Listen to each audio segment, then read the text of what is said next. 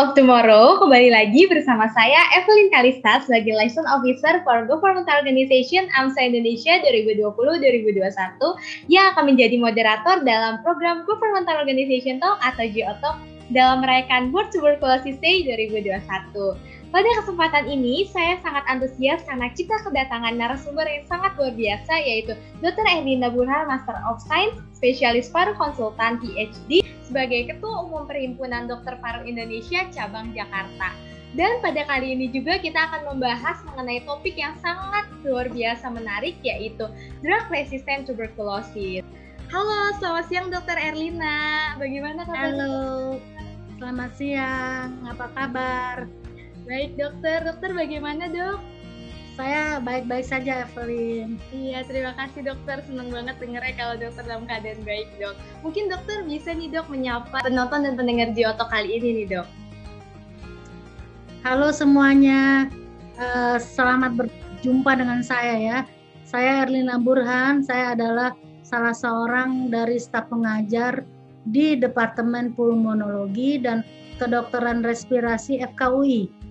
Ya, dan kebetulan juga sekarang menjadi Ketua Perhimpunan Dokter Paru Indonesia Cabang Jakarta. Ya, mudah-mudahan perbincangan kita pada siang hari ini akan bermanfaat untuk kalian semuanya ya. Baik dokter, terima kasih. Senang banget dokter saya dan pasti pendengar pada hari ini bisa bertemu dokter nih dok. Nah, saya juga senang ketemu kalian semua. Ya, kalian generasi penerus ya yang akan kita titipkan masa depan bangsa ini, termasuk menitipkan masalah tuberkulosis kepada kalian semua. Setuju banget dokter, baik dokter. Baik, mungkin tanpa berlama-lama lagi dok, saya akan langsung mulai aja nih dok mengenai pembahasan kita hari ini mengenai drug resistant tuberculosis. Tanpa berlama-lama lagi, dokter boleh nih dijelaskan dok, apa sih drug resistant tuberculosis itu dok? Baik, jadi tuberkulosis itu kan penyakit menular yang disebabkan oleh kuman yang namanya Mycobacterium tuberculosis. Ya, dan ada sekarang ini secara klinis dibagi dua. Yang pertama adalah tuberkulosis sensitif obat. Kemudian yang kedua tuberkulosis resisten obat. Apa itu tuberkulosis resisten obat atau yang disampaikan oleh Evelyn tadi sebagai drug resistant tuberculosis. Nah, adalah kondisi di mana pasien-pasien TB mempunyai kuman TB di dalam tubuhnya yang sudah kebal dengan obat-obat baik obat lini 1 maupun lini kedua dari obat anti tuberkulosis. Yaitu secara definisi ya. Kalau ingin tahu gejalanya, apakah gejala tuberkulosis sensitif dengan obat maupun yang resisten dengan obat, sama saja. Gejalanya tidak berbeda ya. Jadi tetap ada batuk yang sifatnya kronik ya atau lama, kemudian bisa juga disertai dengan sesak nafas kalau lesinya sudah terlalu luas ya, dan bisa juga nyeri dada kalau mengenai pleura ya. Kemudian ada juga gejala-gejala yang sifatnya sistemik, tapi sebelum yang sistemik saya juga ingin menambahkan pada orang tertentu kadang-kadang ada batuk yang dahaknya bercampur dengan darah. Nah, ini yang menakutkan bagi para pasien. Nah, ada lagi gejala sistemik atau gejala umum. Apa itu? Pertama, biasanya pasien merasa lesu, lemah, nggak bertenaga, cepat capek ya. Kemudian kadang-kadang demam ya, tapi demamnya nggak terlalu tinggi. Jadi subfebris, anget-anget badannya, tapi nanti hilang sendiri ya. Kemudian ada gejala juga yang lain yang tidak dirasakan, yaitu misalnya nggak nafsu makan. Nah, kadang-kadang pasien menganggap oh ini mungkin makanan nggak enak atau gimana, tapi nggak nafsu makanannya ini sifatnya lama, akhirnya sampai berat badannya turun ya. Satu lagi yang khas adalah keringat malam. Jarang sekali ada penyakit yang menimbulkan keringat, yang berkeringat banyak, tapi yang khusus di malam hari ini sepertinya sangat jarang, dan tuberkulosis adalah salah satu diantaranya.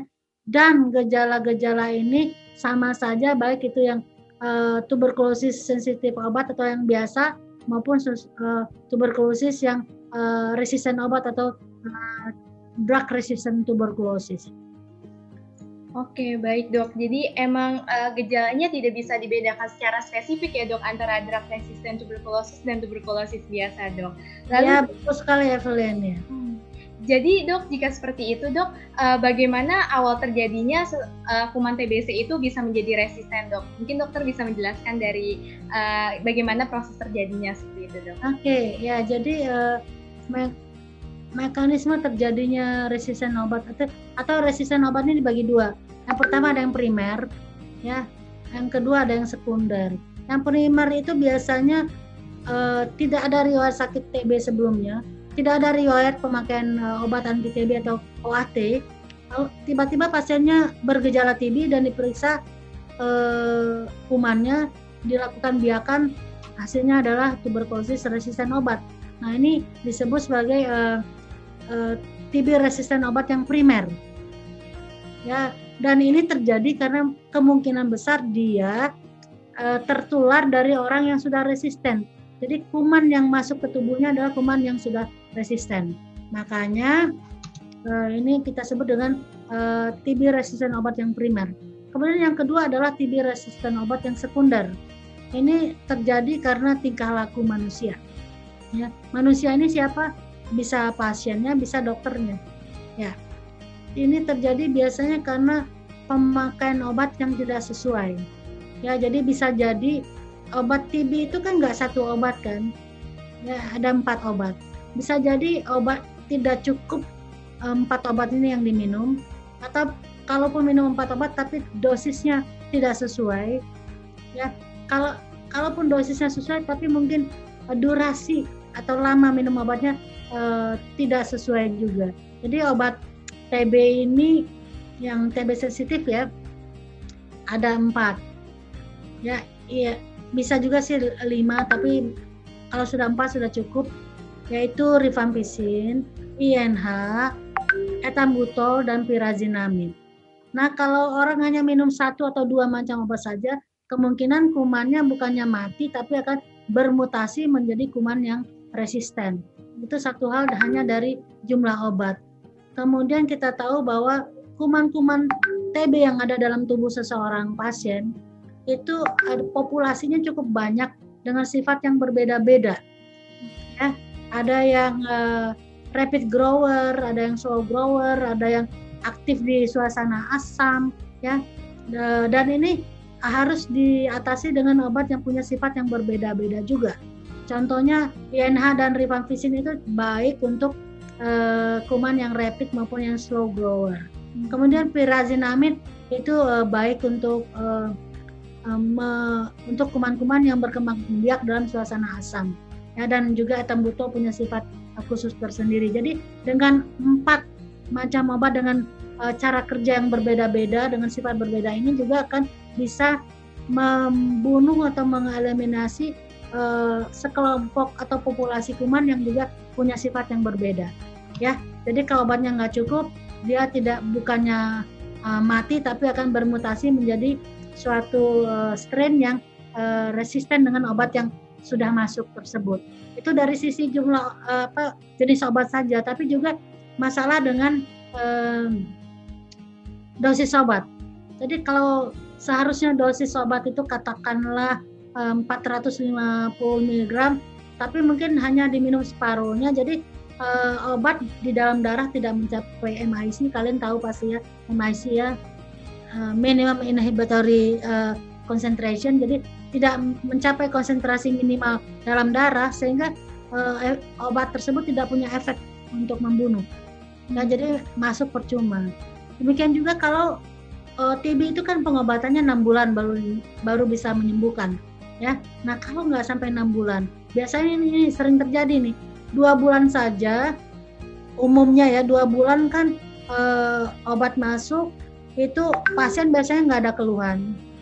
Berat badan sudah naik kembali karena nafsu makan kembali, sudah nggak ada demam, pasien merasa sembuh, akhirnya dia berhenti. Nah, ini bahaya.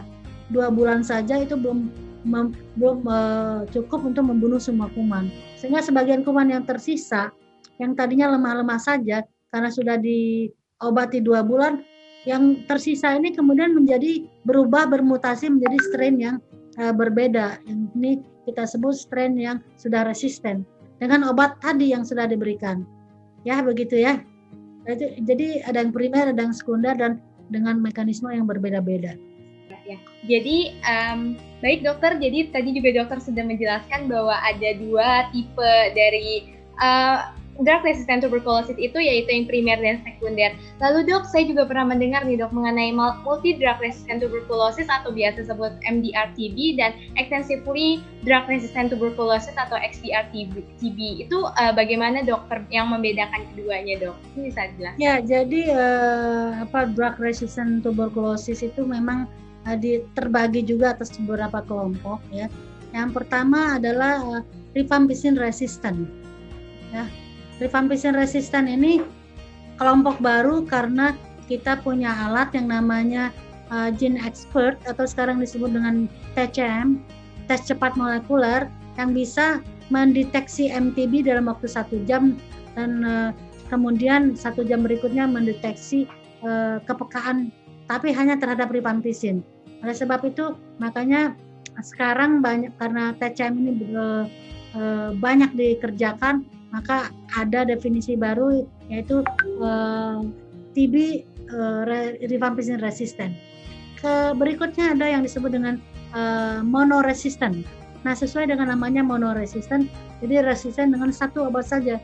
Bisa INH, bisa rifampicin, bisa ethambutol, bisa pyrazinamide, bisa streptomycin ya. Jadi hanya 1 macam obat. Kemudian ada istilah polyresistant. Polyresistant ini resisten dengan lebih dari 1 obat ya. Jadi 2 obat sampai 3-4 obat begitu atau lebih. Nah, tetapi tidak termasuk yang resisten INH dan rifampicin secara bersamaan. Kenapa? Karena yang resisten dengan INH dan rifampicin secara bersamaan itu disebut dengan multi drug resistant atau MDR ya. Kenapa resisten dengan INH dan rifampicin ini dikategorikan sendiri dan bahkan itu dulu lebih dikenal sebagai MDR dan sangat-sangat terkenal hingga saat ini, karena memang MDR ini banyak ditemukan dan agak sulit tata laksananya karena resisten dengan 2 obat utama. Jadi INH dan rifampicin adalah backbone dari obat TB, obat yang utama. Kalau resisten dengan kedua obat ini sekaligus, ini maka akan menimbulkan kesulitan dalam pengobatannya ya. Dan berikutnya yang lebih parah lagi adalah XDR. XDR itu adalah pasien-pasien yang MDR, sudahlah MDR, ditambah lagi resisten dengan quinolone, golongan quinolone ya. Ditambah lagi resisten dengan salah satu obat dari kelompok A, pengelompokan obat TB. Ya, saya tambahkan sedikit pengetahuan buat kalian ya. Sekarang ini obat TB itu dibagi atas 3 kelompok. Grup A, grup B, dan grup C. Grup A itu terdiri atas 1 golongan quinolone, bisa levofloxacin atau moxifloxacin atau gatifloxacin. Kemudian di bawahnya yang 1 kelompok juga adalah bedaquiline dan linezolid. Ini adalah kelompok A namanya. Ini obat yang dianggap sangat poten.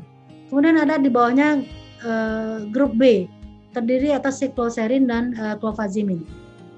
Ya, ini mungkin untuk kalian yang masih semester 3-4 ya, begitu, ini masih atau 5-6 masih hal yang baru ya, obat nama-nama obat second line yang saya sebutkan seperti bedaquiline, linezolid, clofazimine, cycloserine. Ya, itu grup B tadi saya sebutkan ya. Nah, sekarang ada lagi grup C.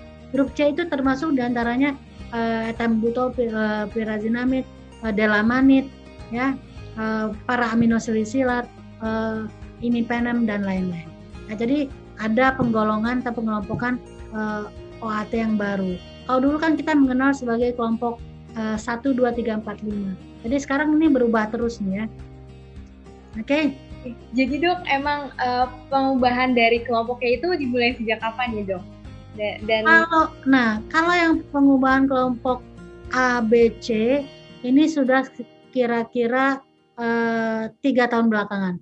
Tetapi pengubahan definisi dari XDR, kalau definisi lama adalah MDR plus resisten dengan quinolone dan salah satu obat injeksi lini kedua yaitu kanamisin dan amikacin. Tetapi tahun 2020, jadi ini ilmu yang baru banget saya kasih nih ya, bahwa XDR itu berubah definisinya yaitu MDR plus resisten dengan quinolone plus resisten dengan salah satu obat dari grup A lainnya.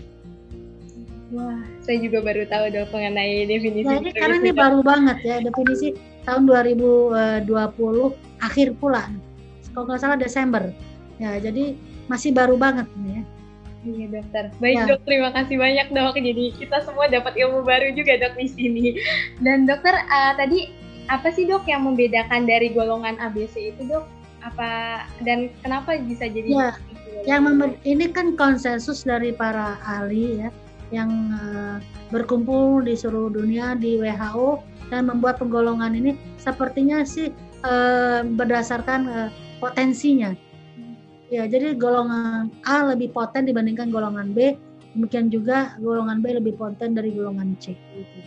Dan ya itu kita pengetahuan untuk itu kita sangat perlu ya. Jadi mudah-mudahan kalian ini anak-anak muda sangat mudah menghafal dan juga mengingat, mudah-mudahan cepat saya ingatnya ya.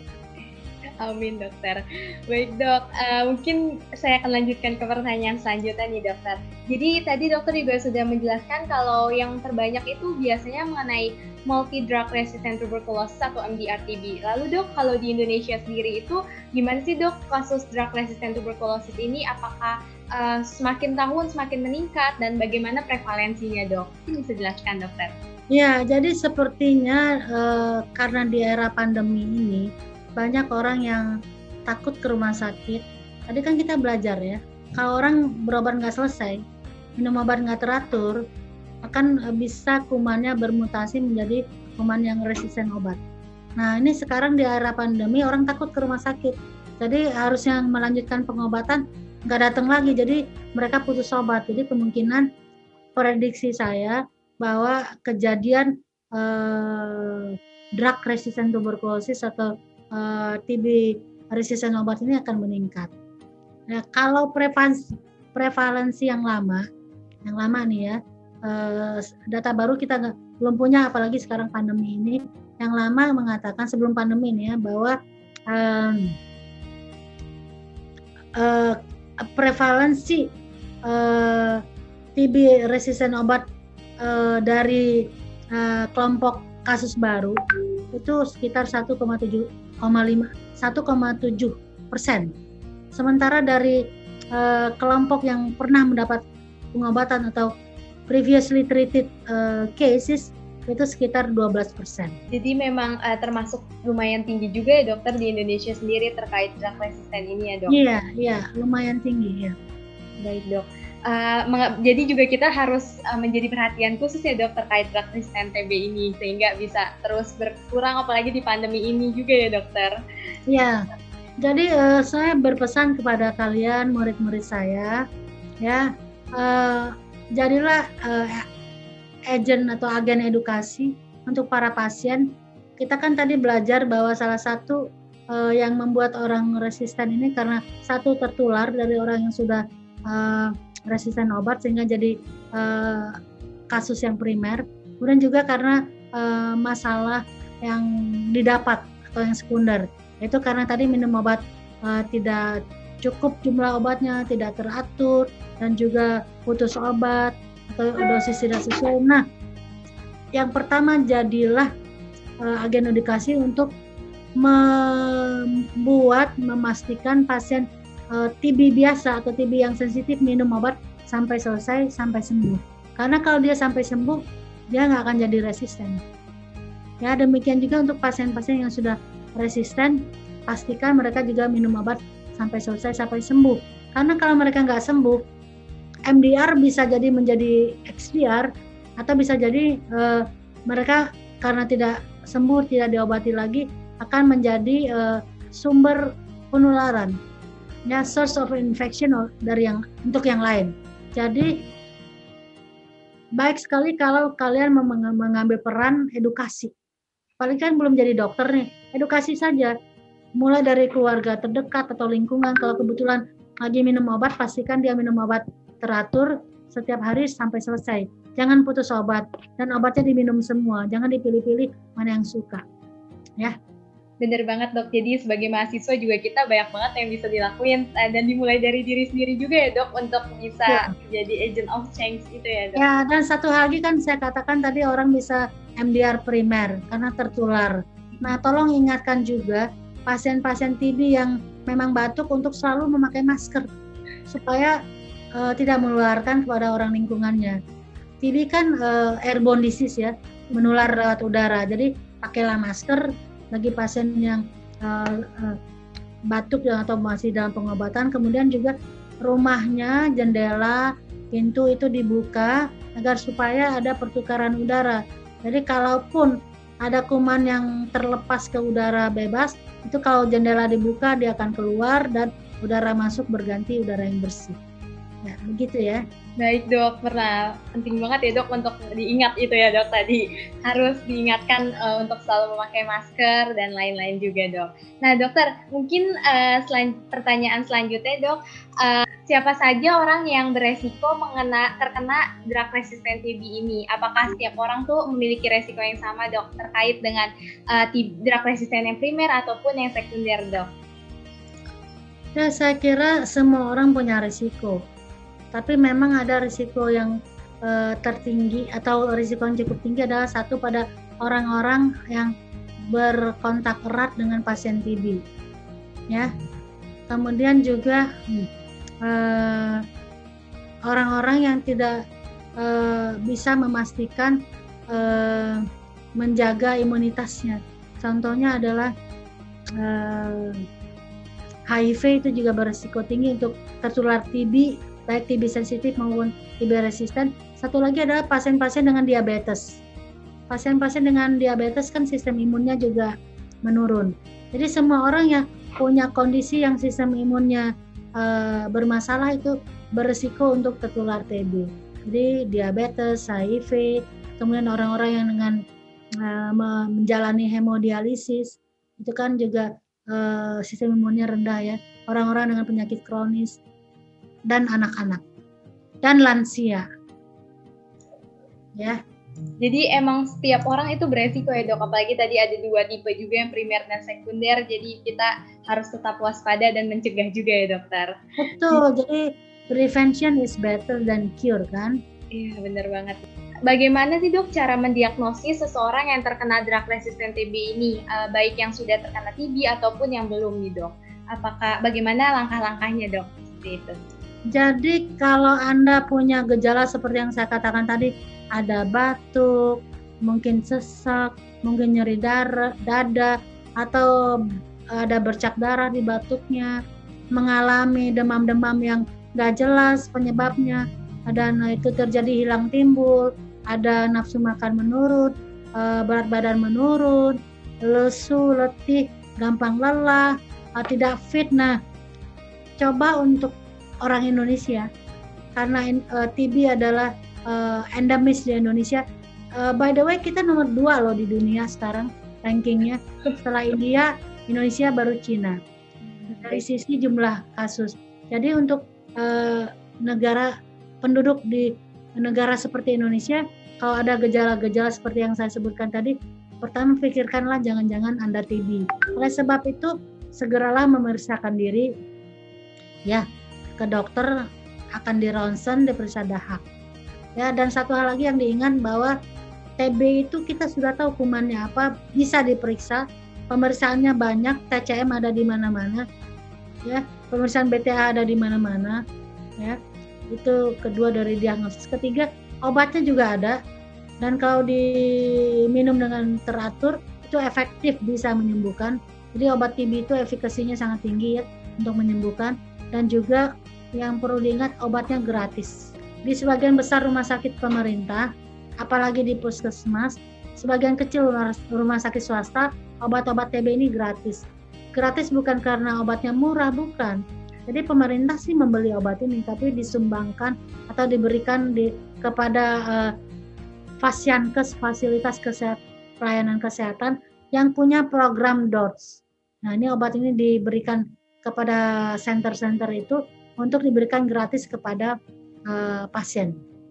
Jadi kalau seseorang didiagnosis sebagai drug resistant TB, maka Indonesia sekarang sudah bagus nih. Kita punya 2 jenis pengobatan yang jauh lebih nyaman dibandingkan sebelumnya, yang disebut dengan all oral regimen.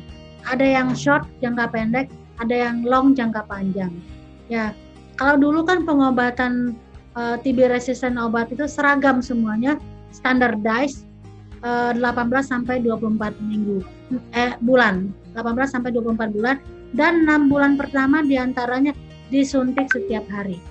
Dan itu sungguh tidak nyaman, banyak efek samping, membuat pasien banyak yang putus di tengah jalan, ya karena nggak kuat dengan efek samping. Nah, sekarang sudah lebih baik lagi, lebih nyaman, pengobatan semuanya all oral, without injection, tanpa injeksi sama sekali. Dan juga ada yang hanya 9 sampai 11 bulan, dan ada juga yang long regimen yang memang panjang karena tidak memenuhi kriteria untuk diobati yang 9 sampai 11 bulan. Nah, nanti kalau Anda bertanya, pasti nanya, yang mana sih yang untuk jangka pendek, yang mana untuk yang jangka panjang? Ya, jadi yang jangka pendek adalah diberikan kepada pasien-pasien yang MDR simple, artinya dia nggak pre-XDR, nggak XDR, tidak ada komplikasi, penyakitnya tidak parah, dalam artian lesi di parunya tidak luas ya dari ronsenan dan tidak ada komplikasi-komplikasi lainnya, maka bisa diberikan yang regimen yang all oral dan short regimen atau regimen atau paduan obat jangka pendek.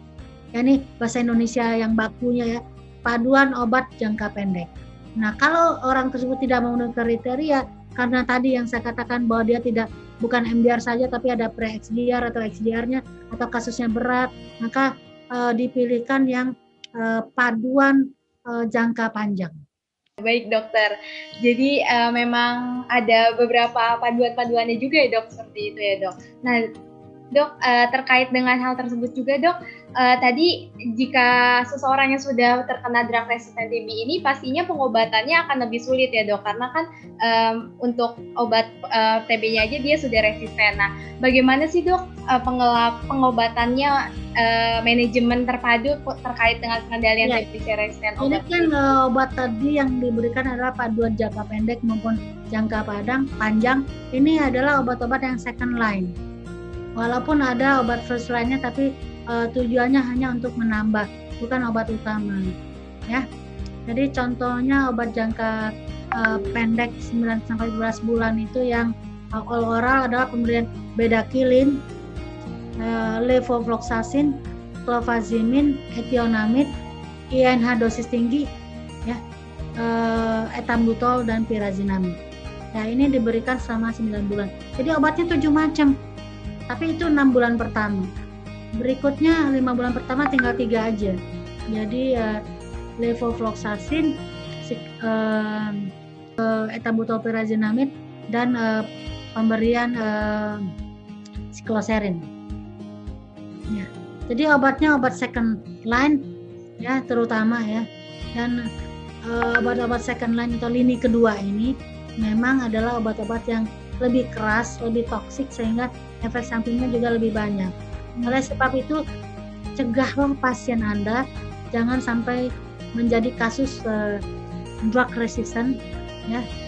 Karena pengobatan drug resistant itu selain banyak masalahnya, banyak komplikasinya, banyak efek samping dan juga tidak nyaman. Nah, jadi intinya diberikan obat lini kedua. Nah, tapi kalau ada efek samping juga harus diperhatikan. Nah, untuk antisipasinya sebelum ke pengobatan tuh banyak yang diperiksa baseline data namanya. Nah, diperiksa EKG, karena kan beta-kilin ada pengaruhnya dengan QT interval yang memanjang. Kemudian juga diperiksa fungsi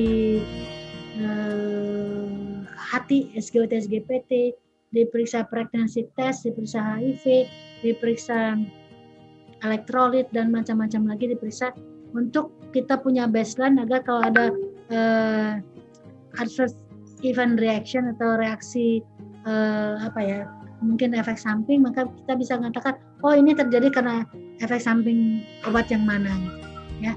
Jadi memang perlu monitoring dan evaluasi yang ketat setiap bulan untuk pasien-pasien MDR ini.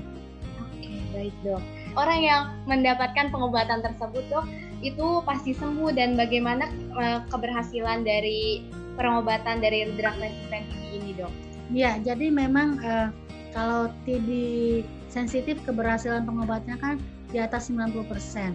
Tapi untuk TB resisten obat ini karena itu tadi kuman-kumannya sudah resisten dengan obat dan kita memberikan obat-obat yang ini kedua, keberhasilannya juga tidak setinggi yang sensitif. Jadi keberhasilannya sekitar 50 sampai 70% ya. Baik dok, jadi yang pasti pengobatannya emang lebih sulit dan kita harus ingat juga jangan sampai terjadi drug resistant tuberculosis ya dok, harus dicegah juga ya dok. Ya, jadi kalau punya pasien TB sembuhkanlah, karena kalau tidak sembuh dia akan bisa berpotensi menjadi kasus drug resistant atau resisten obat. Baik dokter, baik. Mungkin nih dok, ini pertanyaan yang udah mau terakhir nih dok. Sebagai ketua dari Perhimpunan Dokter Paru Cabang Jakarta, apa aja dok yang sudah dilakukan dari PDPI dok untuk terkait dengan TB ini, terkait dengan drug resistant tuberculosis ini dok, bagaimana? Oke, jadi PDPI Perhimpunan Dokter Paru Indonesia selalu berkomitmen untuk membantu pemerintah mengatasi masalah TB, baik TB yang sensitif maupun TB resisten obat. Kami membantu pemerintah menyusun pedoman, membuat guideline, membuat juknis, dan juga kemudian mensosialisasikan kepada anggota, terutama dokter paru dan juga kepada dokter-dokter umum tentang apa itu TB drug resisten, bagaimana mendiagnosisnya, bagaimana mengobatinya, dan kami juga memberikan konsultasi kepada fasilitas yang menginginkan. Dan yang tentu saja tidak juga lupa yang saya sampaikan tadi, walaupun saya menyampaikan kepada kalian semua, tapi ini PDP juga menyampaikan kepada anggotanya untuk melakukan pencegahan, karena pencegahan lebih penting, lebih baik daripada pengobatan. Jadi mencegah pasien TB jangan menjadi TB resisten obat, dan mencegah orang sehat jangan sampai jadi TB. Dokter, mungkin terkait dengan drug resistant tuberculosis ini juga erat banget ya dok kaitannya dengan kebiasaan orang Indonesia yang sering kayak minum obat antibiotik tidak dihabiskan dan lain-lain. Mungkin dokter bisa nih diberikan pesan bagi kita, bagi mahasiswa, bagaimana sih cara kita untuk berperan terkait hal tersebut dok? Ya, jadi kan seperti yang saya sampaikan tadi, sehubungan dengan TB ini memang obatnya harus dihabiskan sampai selesai sesuai dengan yang diresepkan oleh dokter. Karena kalau tidak dilakukan itu, maka salah satu akibatnya adalah menjadi resisten. Dan kalau sudah resisten, nggak juga selesai minum obat, maka tidak sembuh. Dan kalau tidak sembuh, akan lebih menderita. Penyakitnya makin parah, atau bisa juga meninggal. 50% dari pasien MDR yang tidak minum obat itu meninggal. Nah, jadi saya kira penting sekali edukasi dan juga memastikan pasien minum obat sampai selesai, ya.